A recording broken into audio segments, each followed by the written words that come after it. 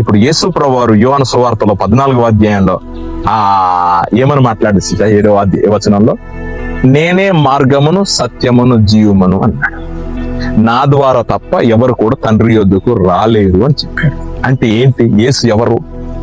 ఆయన దైవ పురుషుడు, ఆయన పరిశుద్ధుడు, ఆయన న్యాయవంతుడు. ఆయన లేకుండా సృష్టి కలగలేదని యోహాను మాట్లాడుతున్నాడు. అందుకే ఆయన లేకుండా పాపక్షమాపణ లేదని సాక్ష్యం ఇస్తున్నారు.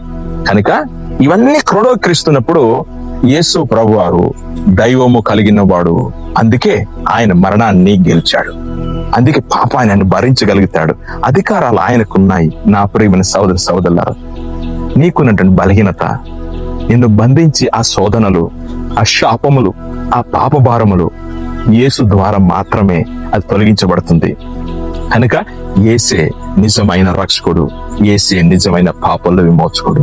ఆయన విశ్వసించండి, ఆయన ద్వారా సమాధానం పొందండి. దేవుడు దీవించదు గాక.